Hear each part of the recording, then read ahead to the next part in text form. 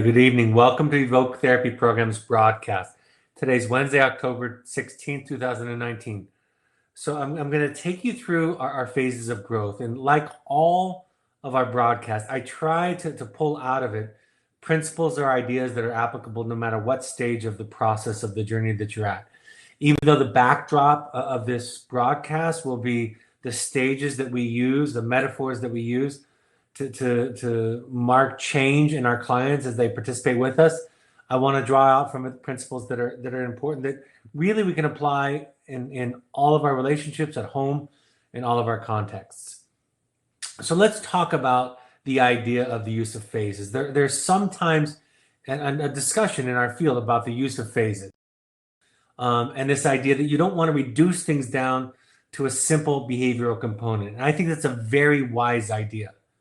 I think one of the foundational ideas at Evoke is to not reduce children or anybody for that matter to behaviors, but really to understand what the behavior is trying to tell you, trying to teach you. Because even in the most aberrant behaviors, there's some wisdom, some idea, some lesson. I talk about this all the time, that we would be wise to listen to what behavior is trying to tell us before we try to change it. So there's a value in understanding that these are metaphors that help us understand and teach to pull children through a process, but we don't want to make it a one size fits all, a template. I believe very, very strongly that therapy, that good psychoeducation cannot be manualized. While we have a therapeutic manual in our program, an important part of it, a critical part of it, is this idea that it's really about how to think. It's the same thing I talk about in the journey of the heroic parent. It's not a direct explanation of what you should do, right? It's not a guidebook, but more it's an invitation into a sensibility, a way of thinking. And that's what all of these are about. So we talk about the use of metaphor. Metaphor is fantastic.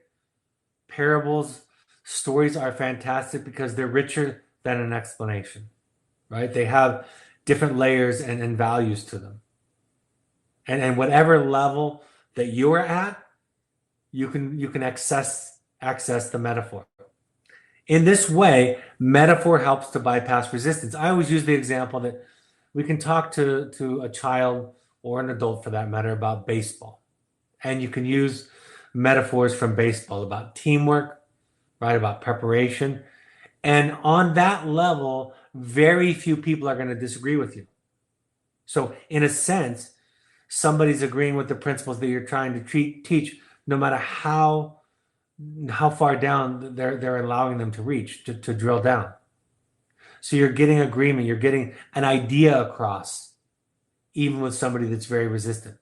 And you see the unconscious with storytelling and metaphor, right? You plant seeds that can later grow. I know for me, when I've read things, I'm sure this is true for a lot of us, we go back and we read old stories and we find a new richness to those stories. So storytelling, metaphor are powerful ways to get around resistance, to come in through the back door. Like it works for everybody, you meet the child or the person that's listening where they're at. In our program, part of moving through this process from earth to fire to water to air phase is about stages of change, right? And again, they're not demarcated perfectly. I want to emphasize that somebody else's fire phase is not the same as your fire phase. And while that can be challenging to clients and students sometimes, I think it's important, because one of the mistakes I think that we can all relate to is when we simply compare ourselves to others. So it's a broad framework that embodies some basic ideas, but it doesn't mean that it's the same for everybody. So hard skills include things like making a fire, making a bow drill fire, being able to set up a tarp, to pack your pack, maybe doing some craft, some kind of leather craft or something like that. Those are the hard skills, kind of the physical aspects of camping therapy, of outdoor wilderness therapy. Then the soft skills are more of the language, how you're interacting with people, how you're communicating with people, how you're problem solving, how you're listening. So we pay attention to hard skills and soft skills. I love this idea. I think it's important that our staff shifts, and I think this is one of the pieces of wilderness therapy that's very unique.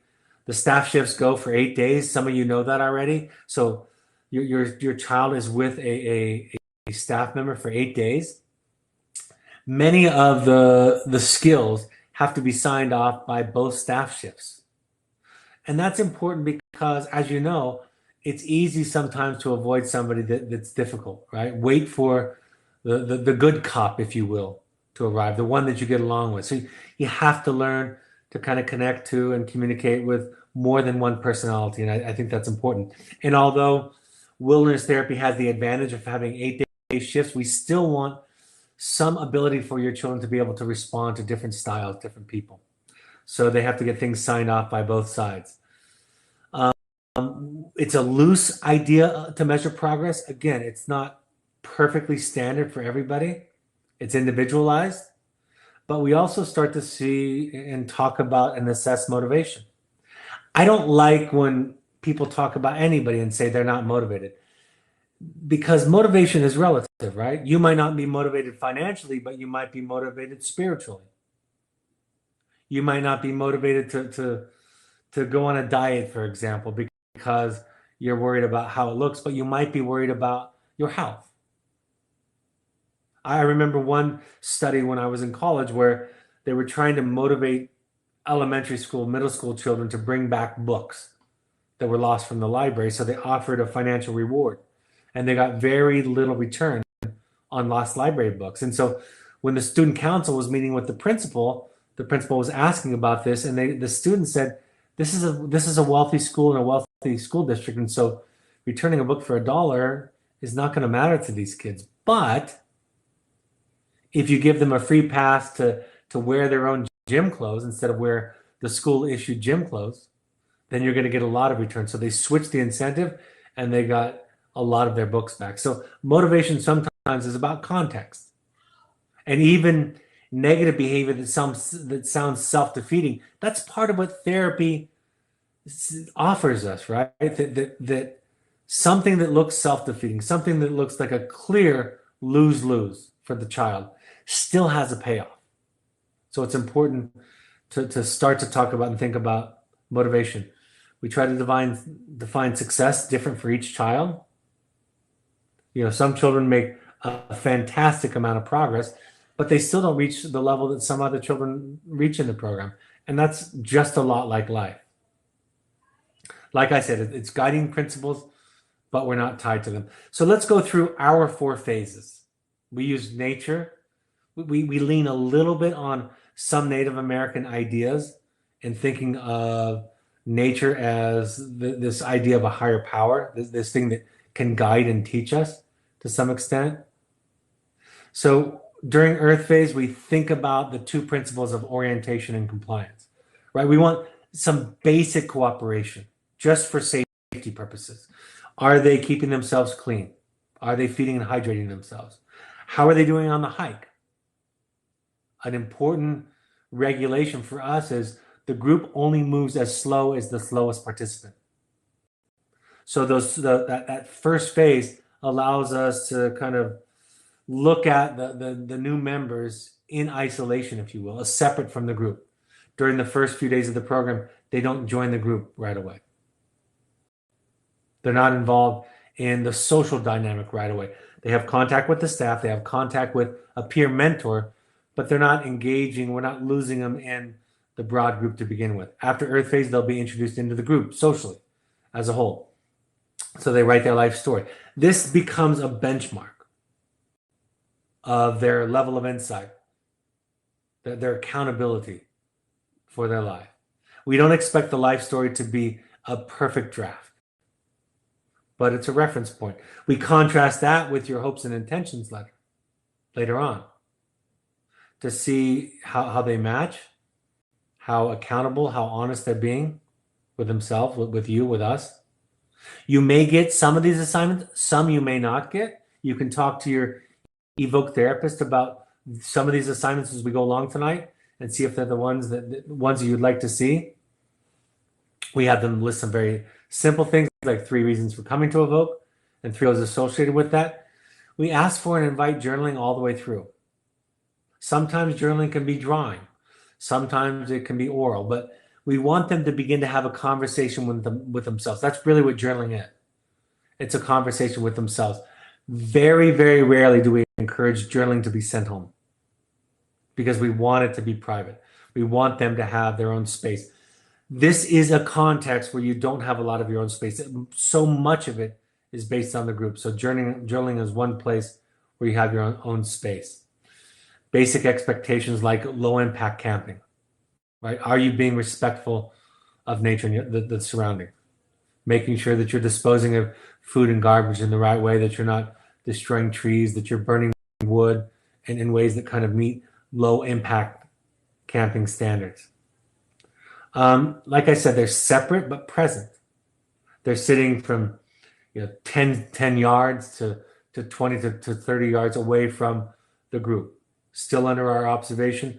You should know that their peer mentor can spend a significant amount of time with them. In fact, in some ways, they get more attention than the kids in the group because they're getting a lot of one-on-one attention from the staff that's assigned to them, from their peer mentors. So there's a lot of that, like I said, there's that special, that time where we can observe just them. Letters home begin during this phase. You can expect some pretty uninsightful letters to begin with. So those of you who are veterans with this know exactly what I'm talking about. I think we do a good job at preparing you for the angry letter, but you can have a hopeless or a sad or a promising I'll get better, a flight to health kind of letter. So these first couple of weeks, you're going to get letters that again, just give you a reference point of where they're starting. Some clients will go through something that looks like the stages of grief, right? Denial, anger, bargaining, depression, and acceptance. So you might see them running the gamut of those kinds of letters written home.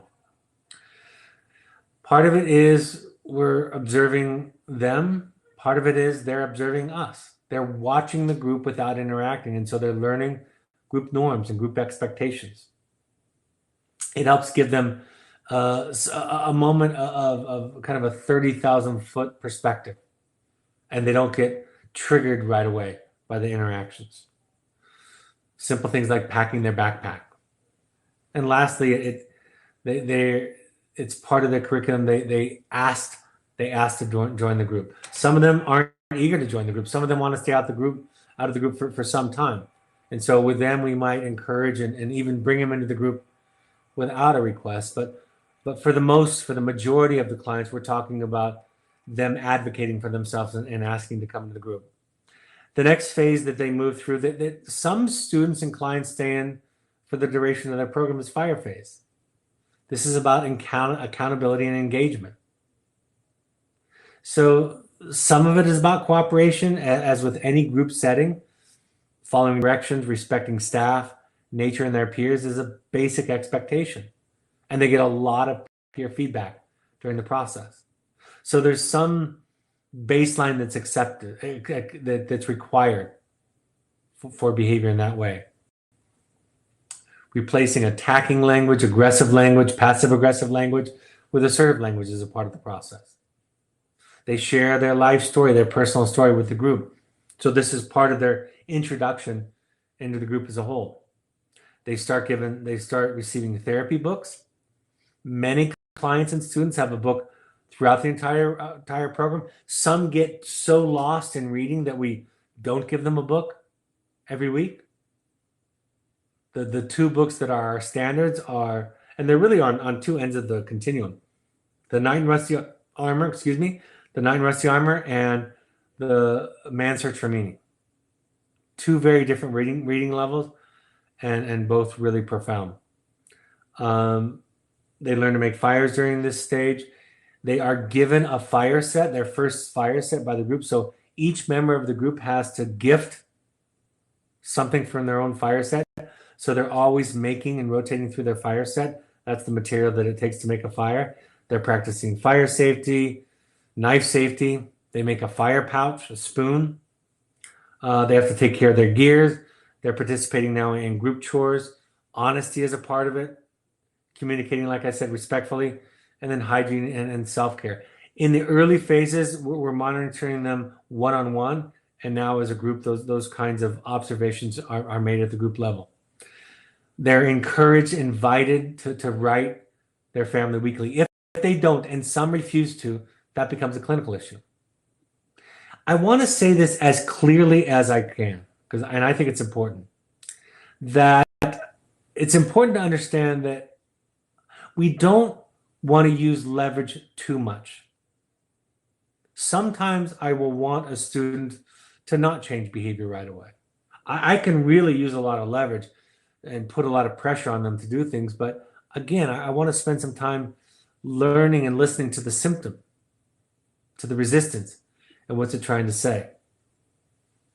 A war story is a part of the fire phase, so you can expect that. That's where they write a story, talk about something inappropriate that they were doing at home, that you and I would deem inappropriate or unhealthy or maladaptive or self-sabotaging, but write about it like they were bragging to a friend. Many students, yours may not be one of them, but many students can write the letter that you want to hear. And this is the letter that they think you don't want to hear. I don't want to talk about partying to my parents in a positive way, because if I do, they're going to think that I'm not ready to give it up. And I want them to believe that I'm ready to give it up so that I can come home. They read the hopes and intentions letter at this point. It used to be called the impact letter. We changed it a couple of years ago. Now it's called the hopes and intentions letter. And they have a response that they write to you as a part of it. They write their letter of awareness, also used to be called the letter of accountability. Now we emphasize more of awareness. So they're getting responses. We don't want to coach them too much. We give them some guidelines for these assignments, but again, we don't want them to just check off the boxes. We don't want them to paint by numbers. There's plenty of leverage with them being here in the program. And if we overplay that hand, yes, we're going to get compliance. And for some people, that's a great accomplishment because they've struggled with compliance their entire life. But for many of them, it's a little bit too easy. And we really don't see where they're at. They start to participate in individual therapy more and more. Self-care becomes a part of it. At this point, they're eligible for solo. So the ideal is that they'll get at least one, maybe two solo experiences while they're with us, which is off by themselves.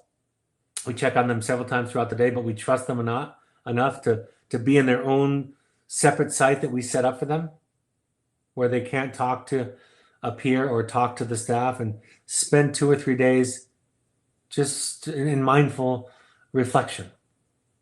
Even when we come by and check on them, the only way that we communicate is through paperwork, writing a note to them and them to us. If there's an emergency, they can call their name out and we'll come running to their site. But there's virtually never been an emergency on solo in our more than 20 years. The third phase is water phase. Some clients and students get to this phase. You start to turn a corner where they're not just engaging in the program, but they're becoming more invested in the process.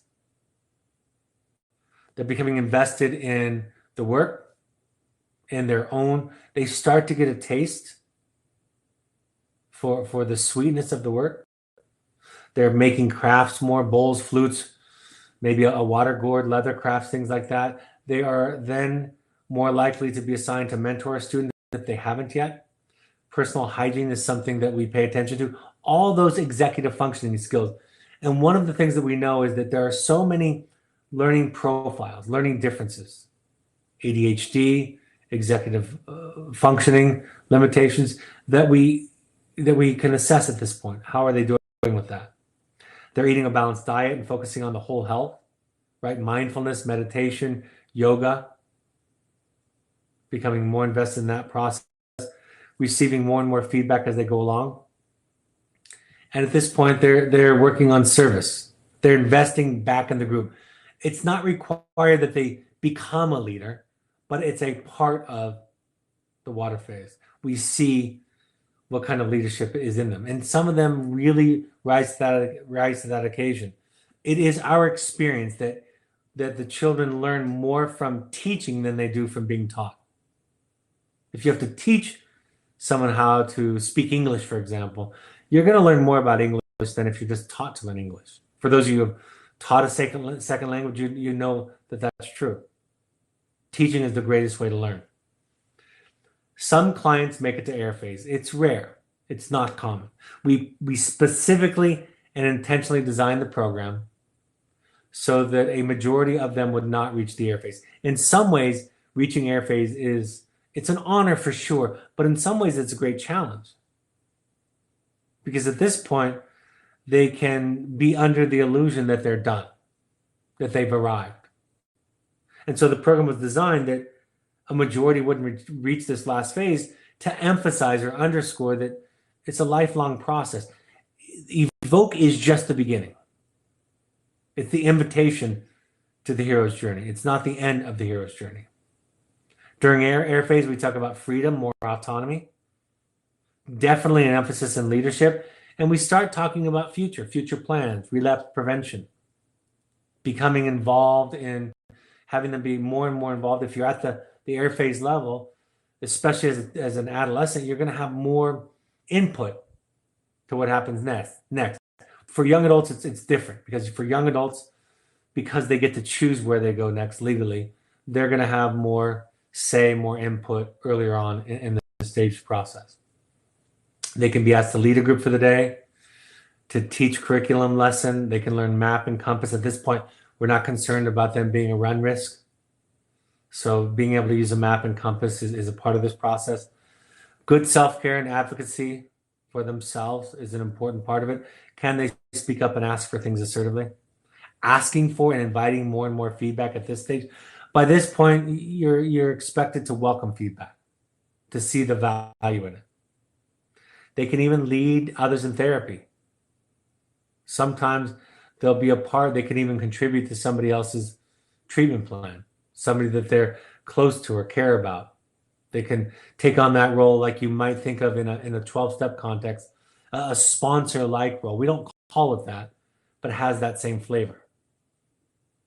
They start to co-create their own assignments and the treatment plan with staff and therapists, right? They're a part of the process of creating assignments for themselves. We get very non-directive during the earth phase process. So what are some frequently asked questions? What is finished? That's what we want to steer away from, the idea that we're finished. I want to steer away from that idea with any client I've ever worked with in any context in my life as a therapist. I want to steer away from the idea of being finished myself. Right? One of the most dangerous pitfalls that any of us can fall into is believing that we've arrived, that we don't have something to learn. We talk about watching for the lazy creek. Lazy creek is a chair that they earn during the water phase. They get to sit in a chair that is from an outdoor store, right? Instead of just sitting on a pad.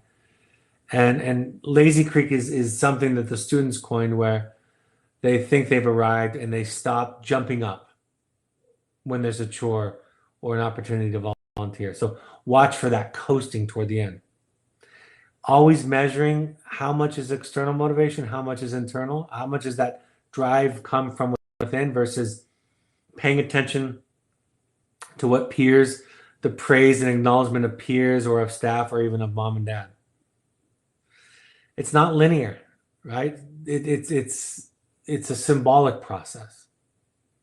You can go up and down in the process, in the stages. And we don't think of those as simple pass or failures, because all of us go backwards and forwards in our goals, don't we? So we want to mirror as much. Wilderness therapy becomes this small, this microcosm of the larger universe. Everything is underscored and emphasized because it's small, because it's repeated over and over again. Paying attention to process versus stagnating, right? A lot of them will get to a point of saying, I'm bored, I've had enough. And what I've said to them is, life is like that sometimes, right? In the early phases of the program, everything was new to you. Everything was novel. But when you get home, the great challenge about being home is that sometimes it's just a Tuesday. Not everything is an exciting new experience. Like I said, moving back and forth in the phases is a part of that. There are some objective measures, expectations that go along with these. And some, like I said earlier, that are subjective. We think about someone's progress as relative to where they started. And sometimes we talk about it, you will talk about it with reaching specific goals. Some clients and students have had very little experience with reaching goals, right? They're always giving up before the goal. They don't have the stamina, the delay of gratification, the frustration tolerance. So with that, we're going to pay attention to some absolute and objective goals. To give you perspective, water phase is rare. It's not somewhere around half to 60% of our students are going to make it to water phase, which means that the other 40% are going to graduate on fire phase or on air phase. And those numbers can change. I think it's a wonderful opportunity to fail. There's no other place that I want children and parents, for that matter, to regress, to measure themselves. Phone calls, field visits, letters that you write, more freedom with letters, writing siblings, writing a girlfriend or a boyfriend, maybe even somebody that you considered a negative influence, and seeing how that plays out can be a part of the process as they move along. We increase autonomy to give opportunities for backsliding. I want to be as clear as I can. Like I said earlier, I don't want us to think of it as just leveraging consequences for behavior. We want to practice with setbacks. And we want to stay away from simple box checking. And lastly, in the end, the phases are decided by the therapist. The therapist is the treatment team leader. He or she takes their impact from the peers, even, but principally the staff, but then the therapist makes the final call. They're done when they're done. They're done when you decide, based on the therapist and your framework, when it's the right time for them to move on. Where are they going? What level of care are they going to? Are they coming home? Is it their first treatment? Is this their second or their third treatment? How old are they?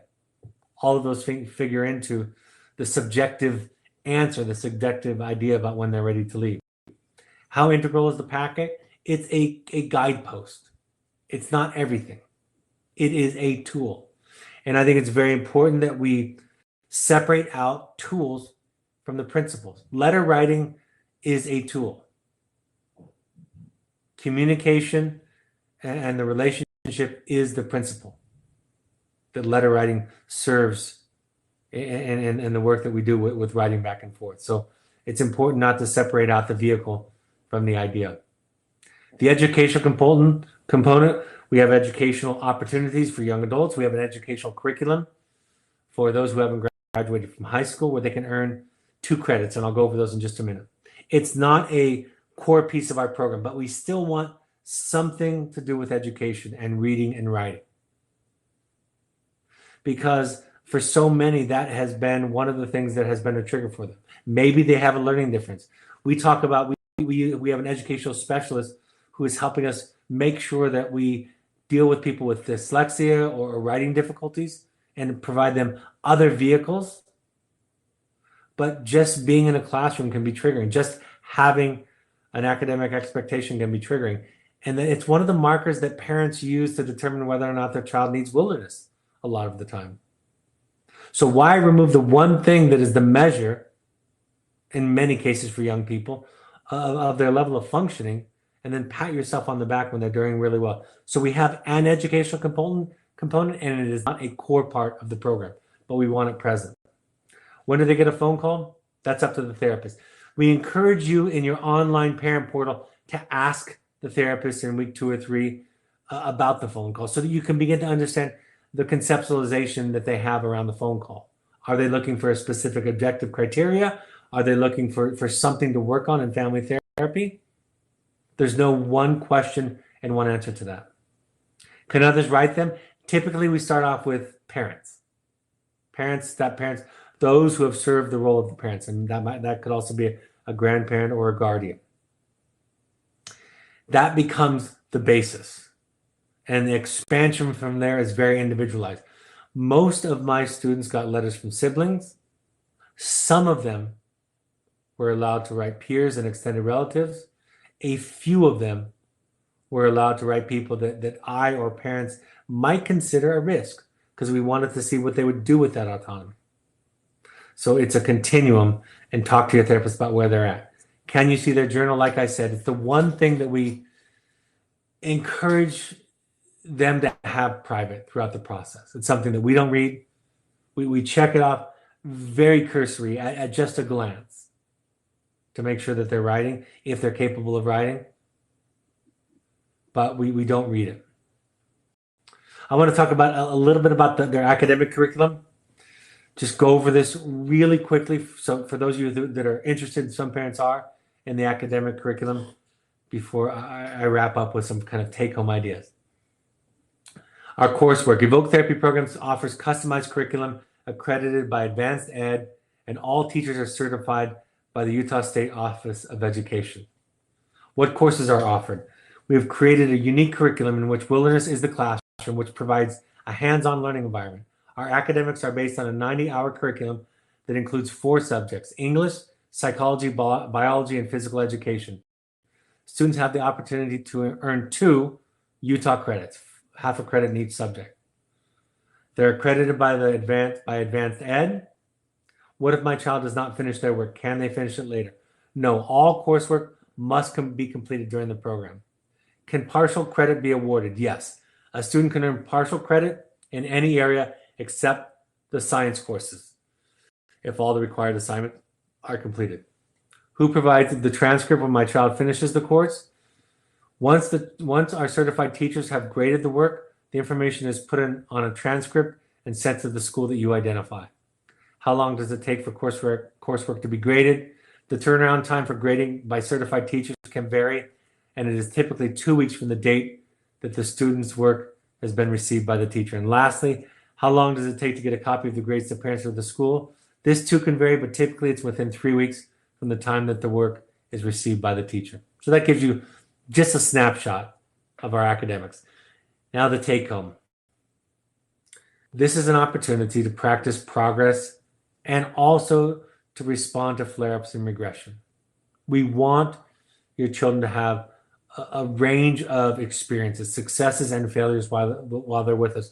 So frankly, the entire system can develop new ways of dealing with all of those various aspects of growth. It's really a peer culture based, while the therapist is the treatment team leader, with the staff being the hands-on, day-to-day administrators of the therapeutic curriculum. It's really a group process, a community-based program. Learning who they are through what they do is a part of the process, right? Experiential therapy is fantastic at accessing parts of the brain that simple language does not access. Trauma, wounding is accessed through experiential therapies in ways that simple talk therapy does not do. So they're constantly learning about who they are and what it means to belong and to be a self. It's not a behavioral program. Behavior is one indicator that we pay attention to, but we preach over and over and over again to all of our staff, to even the students and the clients, the same thing, that's not what it's about. We've created a rites of passage model. There's a lot of criticism today about the lack of rites of passages common in our culture. So these phases are more about rites of passage, about an individual's moving through stages of their own personal growth, using ceremony and metaphor to demarcate each of the stages for the child.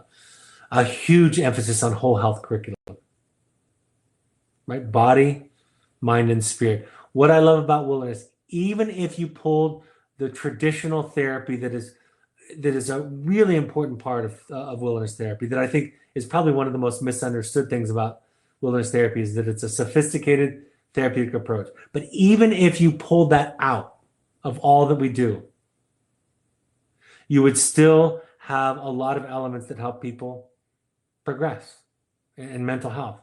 Exercise, healthy diet, healthy sleep, relationships, right? All of that, even without the formal therapy, is an important part of healing.